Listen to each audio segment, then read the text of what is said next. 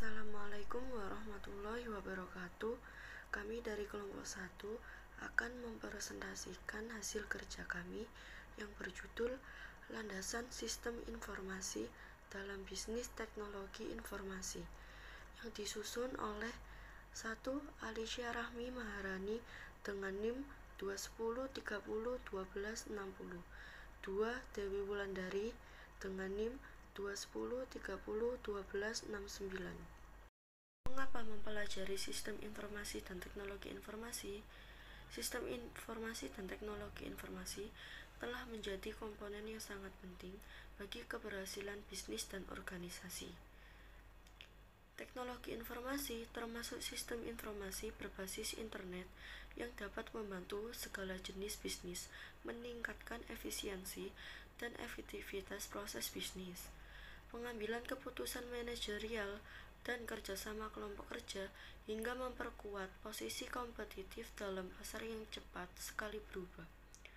Teknologi informasi dan sistem informasi berbasis internet digunakan mendukung tim pengembangan produk, proses dukungan untuk pelanggan, transaksi e-commerce, atau dalam aktivitas bisnis lainnya. Apa sih sistem informasi itu? Rangkaian orang, prosedur, dan sumber daya yang mengumpulkan, mengubah, dan menyebarkan informasi dalam suatu organisasi atau sebuah sumber data sebagai input dan memprosesnya ke dalam produk informasi sebagai inputnya. Apa yang dimaksud dengan sistem informasi? Pengawasan kegiatan sistem, processing data, input of data resource, output of information product. Teknologi informasi terdiri dari perangkat keras, perangkat lunak, komunikasi, manajemen database, dan teknologi pengolahan informasi yang dipergunakan dalam suatu sistem informasi yang berbasiskan komputer. Teknologi hardware komputer termasuk mikrokomputer, server berukuran menengah, dan sistem mainframe besar, serta alat-alat input, output, dan media penyimpanan yang mendukung. Teknologi software komputer termasuk software sistem operasi pencari web, alat pembuat software, dan software aplikasi untuk bisnis seperti untuk manajemen hubungan pelanggan dan manajemen rantai pasokan. Teknologi jaringan komunikasi termasuk media telekomunikasi, prosesor, dan software yang dibutuhkan untuk menyediakan akses kabel dan nirkabel, serta dukungan untuk jaringan internet dan jaringan pribadi berbasis internet seperti intranet dan extranet. Teknologi manajemen sumber daya termasuk software sistem manajemen database untuk mengembangkan, mengakses, dan memelihara database organisasi. Kerangka kerja sistem informasi bagi para profesional bisnis. Information System Management Challenge, Information Technologies, Business Application Development Processes, Foundation Concepts. Pengetahuan yang perlu bagi pemakai dalam rangka memahami sistem informasi. 1. Konsep dasar. Pemakai harus terbiasa dengan komponen dan jenis sistem informasi yang ada. 2. Teknologi informasi. Pemakai perlu memahami teknologi, tepatnya teknologi informasi mengenai perangkat keras, perangkat lunak, telekomunikasi, database, manajemen, dan bagaimana semua unsur berinteraksi dalam suatu proses secara dinamis dalam perubahan yang terjadi dan cara baru dalam melakukan bisnis. 3. Aplikasi bisnis. Sistem informasi yang diimplementasikan dalam kegiatan bisnis dengan permasalahan yang lebih kompleks dibandingkan yang terlihat. 4. Proses pengembangan. Sistem yang mengetahui konsep dasar tentang pemecahan masalah dan pengembangan. 5. Mengolah tantangan. Bagaimana para manajer menggunakan sumber daya sistem informasi sebagai suatu kunci untuk berhubungan dengan pemakai. Peran utama atau dasar sistem informasi. 3. Peran penting sistem informasi dalam bisnis. 1. Mendukung proses operasi bisnis. 2. Mendukung pengambilan keputusan dalam bisnis. 3. Mendukung berbagai strategi untuk keunggulan kompetitif. Peran bisnis dalam bisnis. Pemasok dan mitra bisnis lainnya. Manajemen rantai pasokan, pengadaan barang, distribusi dan logistik. Batasan perusahaan. Rekayasa dan penelitian. Manufakturan dan produksi, akuntansi dan keuangan. Intranet. Manajemen hubungan pelanggan. Pemasaran, penjualan, layanan pelangganan. Extranet. Konsumen dan pelangganan bisnis. Perusahaan yang melakukan bisnis. Bisnis dengan cepat akan berubah menjadi perusahaan bisnis, internet, dan jaringan serupa internet di dalam perusahaan atau intranet, dan jaringan antar perusahaan dan mitra dagangnya atau extranet akan menjadi infrastruktur teknologi informasi yang utama dalam mendukung kegiatan operasi bisnis dari sebagian besar perusahaan. Perusahaan bisnis bersandar pada teknologi seperti di atas, karena 1. Rekayasa kembali dan revitalisasi proses bisnis internal. 2. Menerapkan sistem perdagangan elektronik antara perusahaan dengan para penyalur dan pelanggan. 3. Meningkatkan kerjasama antara berbagai tim bisnis dan kelompok kerja yang ada dalam perusahaan. Sejarah peranan sistem informasi. 1. Data processing pada tahun 1950 sampai 1960. 2. Manajemen reporting pada tahun 1960 sampai 1970.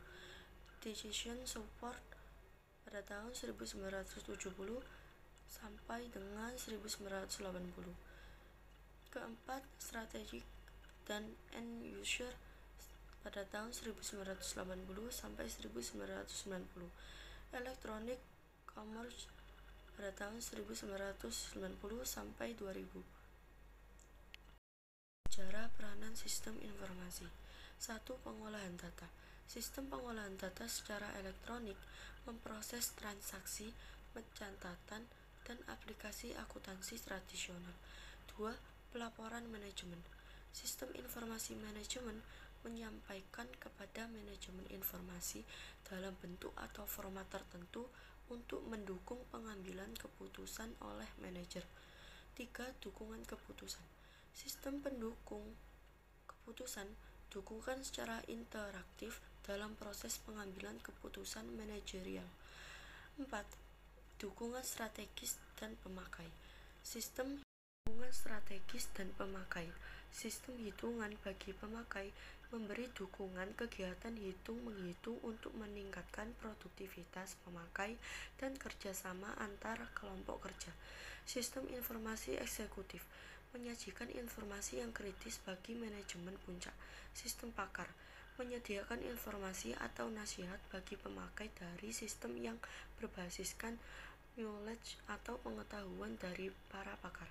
Sistem informasi strategis, produk dan jasa yang strategis untuk keunggulan bersaing. 5. Perdagangan dan bisnis elektronik. Sistem jaringan bisnis dan e-commerce. Jaringan perusahaan bisnis dan e-commerce yang beroperasi secara global dengan menggunakan internet, extranet, dan sistem jaringan lainnya. Jenis-jenis sistem informasi. Sistem informasi dapat dikelompokkan berdasarkan jenis dukungan. Yang pertama yaitu sistem pendukung operasi dan yang kedua sistem pendukung manajemen. Sistem pendukung operasi yaitu mengolah data yang dihasilkan atau digunakan dalam operasi bisnis.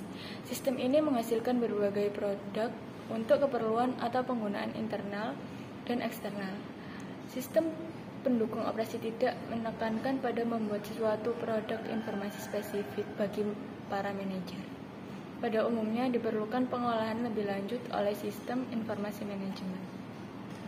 Sistem pendukung operasi dibagi menjadi 3, yaitu sistem pemrosesan transaksi, sistem pengendalian proses, dan sistem kerjasama perusahaan. Sistem pendukung manajemen yaitu membantu para manajer dalam pembuatan atau pengambilan keputusan, yang menyediakan informasi dan dukungan untuk pengambilan keputusan bagi semua tingkatan manajer dan para profesional bisnis adalah merupakan suatu tugas kompleks. Di dalam sistem pendukung manajemen terdapat 3 sistem informasi lainnya, yaitu sistem informasi manajemen, sistem pendukung keputusan, dan sistem informasi eksekutif. Sistem informasi manajemen yaitu menyediakan informasi dalam wujud laporan dan tayang kepada para manajer dan para profesional bisnis. Sistem pendukung keputusan yaitu memberikan dukungan komputer secara langsung kepada para manajer dalam proses pengambilan atau pembuatan keputusan. Sedangkan sistem informasi eksekutif yaitu menyediakan informasi kritis baik dari sumber internal maupun eksternal dalam bentuk penampilan tayangan bagi para eksekutif manajer dengan cara penggunaan yang mudah. Kategori lain dari sistem informasi yaitu yang pertama, sistem pakar. Sistem pakar yaitu sistem yang berbasis pengetahuan atau yang disebut knowledge base, yang menyediakan nasihat dari para ahli di bidang tertentu dan bertindak sebagai konsultan ahli kepada para pemakai. Contohnya, penasihat permintaan kredit, monitor proses, dan sistem diagnostik pemeliharaan. Yang kedua, sistem manajemen pengetahuan, yaitu sistem informasi berbasiskan pengetahuan yang mendukung penciptaan, organisasi, dan pendistribusian pengetahuan bisnis kepada para karyawan dan para manajer keseluruhan perusahaan. Contohnya, intranet mengakses praktek bisnis terbaik, strategi proposal penjualan, dan sistem penyelesaian masalah pelanggan. Yang ketiga, sistem bisnis fungsional, yaitu mendukung berbagai aplikasi manajerial dan operasional suatu perusahaan. Contohnya, sistem informasi yang mendukung aplikasi akuntansi, keuangan, pemasaran, dan manajemen operasi, dan manajemen sumber daya manusia. Sistem informasi strategis, yaitu sistem informasi yang mendukung kegiatan operasi atau proses manajemen yang melengkapi perusahaan produk dan jasa. Contohnya, perdagangan saham secara online, menelusuri pengiriman barang, dan sistem perdagangan secara elektronik.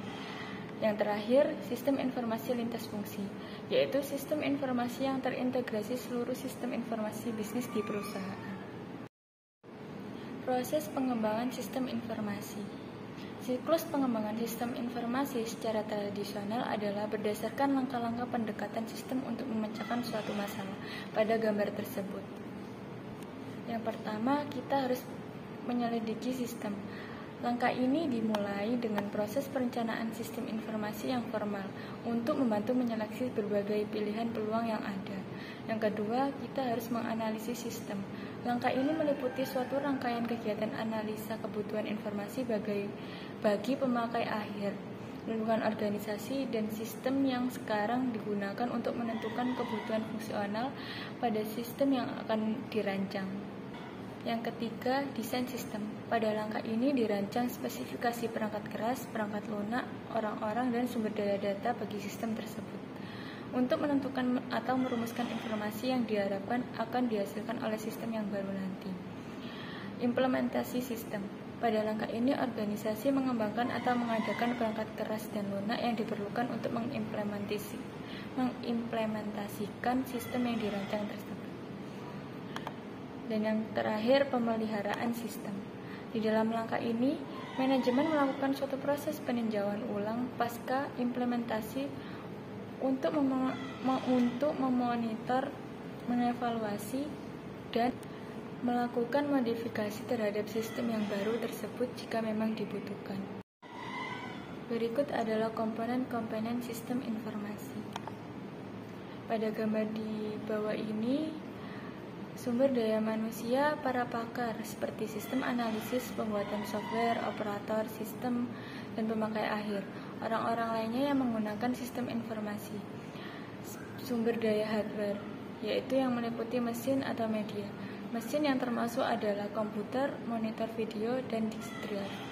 Media yaitu floppy disk, disk optical, dan CD. Sumber daya software meliputi program dan prosedur. Program di sini yaitu program sistem operasi, program spreadsheet, dan lain-lain. Untuk yang prosedur yaitu prosedur entry data, prosedur pendistribusian. Yang keempat, sumber daya data, deskripsi produk, catatan pelanggan, file kepegawaian, database persediaan.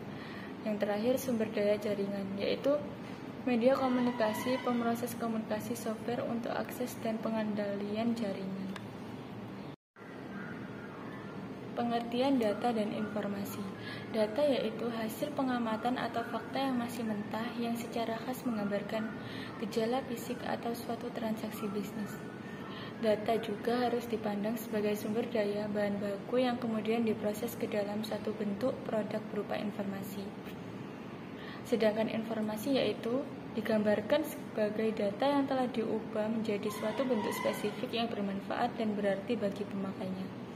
Informasi harus dipandang sebagai data yang telah diproses yang disajikan dalam suatu bentuk yang memberi nilai bagi pemakai. Atribut informasi yang berkualitas seperti pada gambar berikut.